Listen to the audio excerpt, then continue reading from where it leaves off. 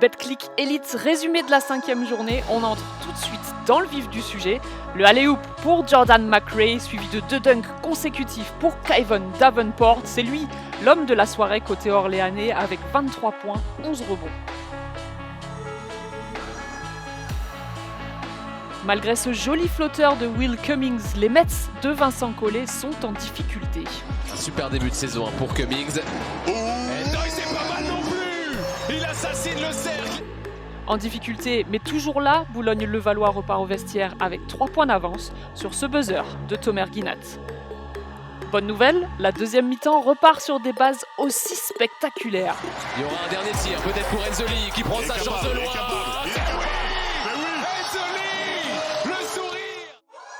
Ne vous y trompez pas, vous êtes bien en train de regarder le résumé de la journée, pas le top 10 des meilleures actions. Orléans ne lâche pas l'affaire et repasse même devant à 2 minutes 30 de la fin. Avant que les meilleurs scoreurs franciliens, Hunter 16 points, puis Michino 18 points, n'enterrent les espoirs des locaux. Boulogne-Levallois repart avec une victoire à l'arraché, 84-90.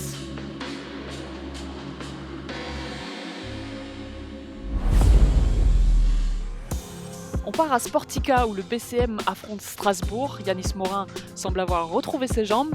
John Jenkins artille de loin, mais ce sont les Alsaciens qui prennent le large. Jaromir Boacic puis Jean-Baptiste Maille sont dans la percussion.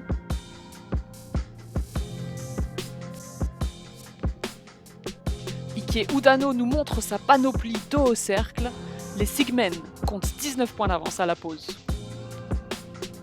19 points d'avance, c'est également l'écart à la fin du 3e quart-temps.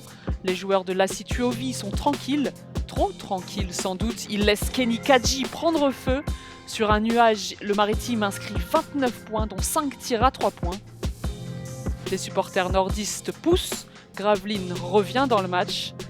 Ça ne suffira pas, Strasbourg résiste et l'emporte, en se faisant tout de même une petite frayeur.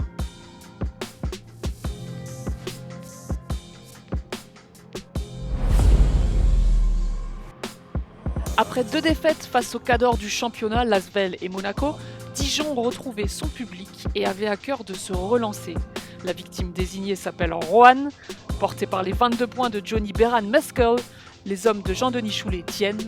Avant d'exploser en fin de première mi-temps, David Holston régale, passe laser, changement de rythme, tout y est. Le meneur finit à 24 points, 9 passes et 5 interceptions, sans même forcer. Les Rouennais sont touchés, mais pas coulés, pas encore. En tout cas, Rashard Kelly contrôle les airs. Sek Henry fait parler son adresse, 6-3 points pour lui vendredi. Boubacar Touré se fait respecter dans la raquette. Oui, mais voilà, on vous a prévenu. Le maître des lieux s'appelle David Holston. Le 4e quart-temps est dijonais. Les Bourguignons l'emportent, 102-77.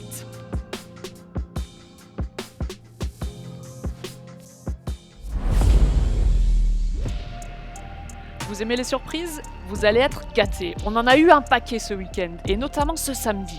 On commence au Chaudron, où les Portellois n'ont pas été impressionnés par leur adversaire du jour. Les hommes de Serge Crèvecoeur jouent bien, font tourner le ballon, trouvent des tirs ouverts et surtout sont en réussite derrière l'arc. 5 tirs primés pour Charles Noé Abouo, 2 pour Sheldon Mack, 4 pour Devin Davis et un superbe 13/26 au total. Ouh, à 3 points, le Portel encore. Injouable, surtout quand Joe Passav-Ductail est impérial des 2 côtés du terrain. Le Portel s'impose 71-54. Vous aimez les surprises? Laurent Leniam et ses joueurs un peu moins. Surprise encore, cette fois ça se passe à Limoges où le CSP restait sur une série de 3 victoires, toutes compétitions confondues. Le premier quart-temps est raté, le deuxième pas franchement mieux. Cholet pour sa part réussit 2 gros tirs à l'image du trio Darren Govens, DJ Hogg et Dominic Artis. Johan Makoundou se fait plaisir. Les rouges et blancs sont très largement installés aux commandes de cette rencontre. Comme souvent dans ces situations-là, Nicolas Lang surnage et c'est tout Beaublanc qui réagit. Lang à l'opposé pour Invernizzi à 3 points. Massenberg défendu par Dominique Artis, il est passé Massenberg. Il va trouver Spencer One. Convaincante, la réaction arrive surtout trop tard. Nyanta Diarra ajoute un point d'exclamation à la victoire choltaise, succès 79-91. Toujours au rayon des surprises, Fos-sur-Mer, le promu rend visite à Nanterre et ne tarde pas à prendre le contrôle du score. Jamar Diggs est en grande forme, 17 points pour lui. Et quand les Bayers n'ont pas d'adresse, ils ont du rebond, à l'image de cette claquette d'Alan Tokossi. Zach Peacock, l'ancien MVP de la Ligue, prend ses marques avec sa nouvelle équipe, 7 points en 20 minutes pour sa première sortie. Tom Wimbush, sur la lancée de sa performance face à Bourg, est intenable. Il finit meilleur marqueur de son équipe, mais Foss tient bon. Lassane Chroma score 20 points.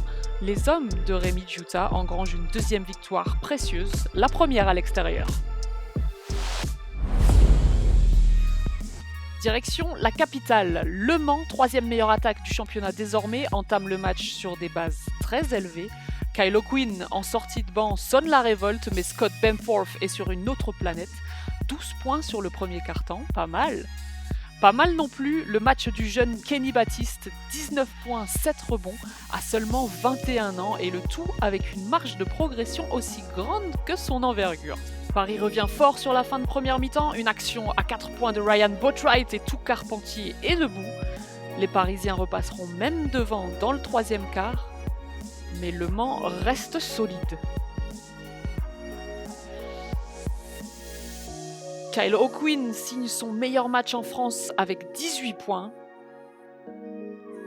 Gauthier Denis entretient l'espoir sur 2 tirs consécutifs.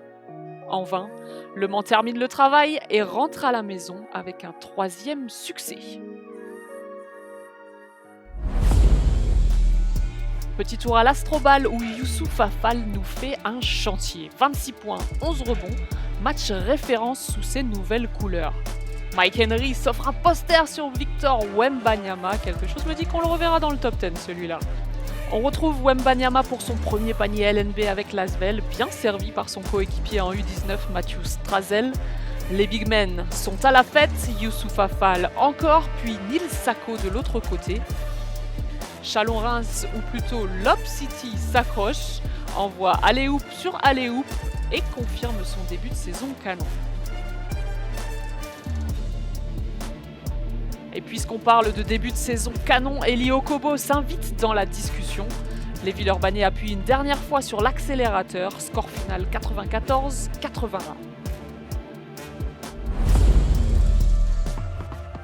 Fin de ce tour d'horizon de Betclic Elite avec Monaco qui se déplace à Pau. On assiste à un duel entre internationaux sénégalais dans la peinture. Amadi Ndiaye répond à Ibrahima Falfey. Le premier quart-temps est disputé, le deuxième l'est tout autant.